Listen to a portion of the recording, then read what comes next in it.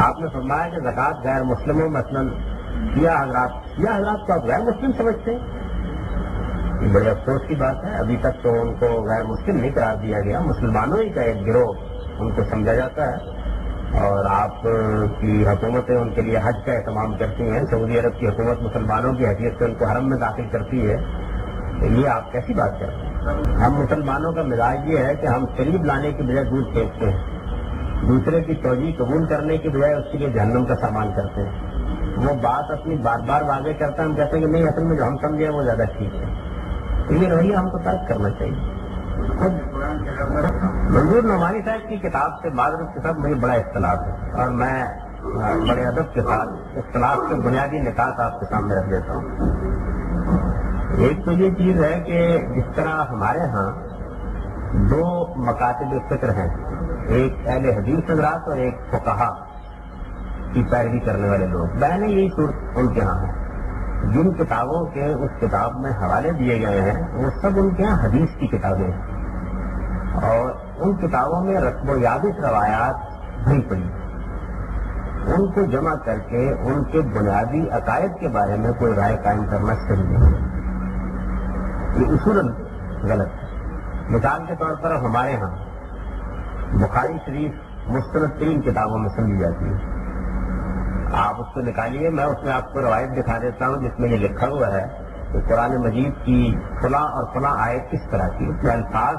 کم و بیش ہے،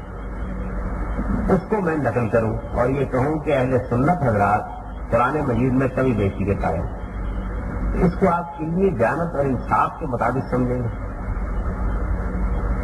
اب میں آپ سے عرض کرتا ہوں کہ پچھلی 10-12 صدیوں میں شیعہ حضرات کے ہاں جو چار بہت بڑے علماء پیدا ہوئے، یعنی جن کے بارے میں ان کے اتفاق ہے کہ ان سے بڑے علماء نہیں ہیں، ان چاروں نے بغیر کسی ادنا درجے کے تردد کی یہ بات کہی کہ قرآن وہی ہے جو اس وقت مسلمانوں کے ہاتھ میں، اور ہم اس میں نہ ایک لفظ کی کمی کے قائل ہیں نہ ایک لفظ کی بیشی کا ہے۔ سوال یہ ہے کہ اس بیان کو کیوں قبول نہ کیا؟ میں آپ سے عرض کرتا ہوں کہ مثال کے طور پر امام خوئی کے بارے میں آپ کیا کہیں گے؟ وہ کتنے بڑے آدمی ہیں، ان کی البیان آپ عام ملتی ہے، آپ خرید لیجیے، وہ ہے ہی قرآن مجید کے بارے میں ان کے نقطۂ نظر کی وضاحت میں۔ انہوں نے اس میں سیدنا عثمان نے جو قرآن مجید کو مرتب کر کے جیسے کہ وہ کہتے ہیں جاری کیا ہے، اس کے اوپر ہونے والے اعتراضات کا جواب دیا ہے، اور بڑے اصرار کے ساتھ یہ بات کہی ہے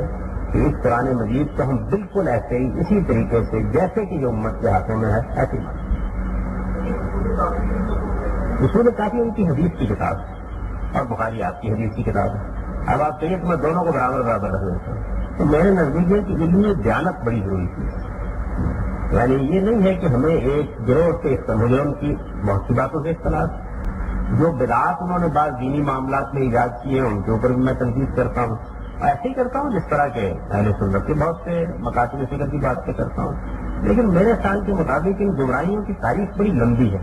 اس میں کسی گروہ کو متعین کر کے اس کے بارے میں جب آپ گفتگو کرتے ہیں تو یہ نہیں کرنا چاہیے کہ ان کے جو کاٹ کباڑ ہے وہ جمع کر لیا جائے، وہ کاٹ کباڑ ادھر بھی جمع کر لیا جائے تو کم نہیں۔ میں آپ اجازت دیں تو میں آپ کو آپ کی پوری تاریخ میں چند متعین لوگوں کو سامنے رکھ کے بتا دیتا ہوں کہ انہوں نے کیسی کیسی باتیں لکھی ہیں۔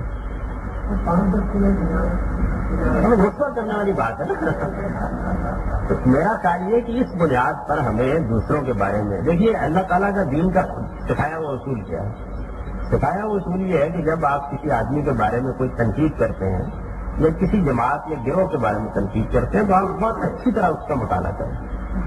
اور یہ دیکھیں کہ ان کے ہاں ذمہ دار لوگوں کا موقف کیا ہے۔ یہ کیسی بدقسمتی کی بات ہوگی کہ ہم کسی مزار پہ جائیں اور وہاں جو لوگ سجدریز ہو رہے ہوتے ہیں ان کی باتیں سنیں اور اس کے بعد کہیں گے سنی حضرات کا مذہب یہ ہے۔ عوام میں بڑی گمراہیاں ہوتی ہیں۔ اسی طریقے سے چھوٹے چھوٹے جو مذہبی پیشوا ہوتے ہیں وہ بعض اوقات ایسی لگ یعنی باتیں کرتے ہیں، ایسے قصے سناتے ہیں کہ ان کی بنیاد پر کوئی رائے نہیں قائم کرنی چاہیے۔ تو میں یہ کہتا ہوں کہ یہ جو میں نے جن باتوں پر تنقید کی ہے ان کی ابھی میں نے ذکر کیا نا امامت کا عقیدہ یہ ان کے بڑے علماء کی رائے ہے، اس لیے میں نقد کرتا ہوں۔ لیکن جو باتیں منسوخ کی جاتی ہیں ان کی جانب جو ہمارے ہاں کتابوں میں دیکھتے اگر پروپیگنڈے کا لٹریچر تخلیق کیا جاتا ہے میں بہت معذرت طلب کرتا ہوں کہ میں نے ہی اسی طرح کی باتیں ہمارے کوئی موجود ہیں. تو یہ علمی دیانت کے خلاف میرا اس معاملے میں نقطہ نظر ہے. میرے ساتھ معاملہ یہ نہیں ہے کہ میں نے صرف تو مولانا منظور نعمانی صاحب کی کتاب پڑھی ہے. میں نے ان کی حدیث کی کتابیں بہت دیکھی ہیں. اسی طرح سے ان کی فقہ کی کتابیں دیکھی ہیں. ان کے جلیل قدر علماء کی چیزیں دیکھی ہیں. تو ہمیشہ کرنا یہ چاہیے کہ بہت بڑے لوگوں کا انتخاب کیا جائے کسی گروہ کے بارے میں رائے قائم کرتے ہیں. وہ کیا کہتے ہیں؟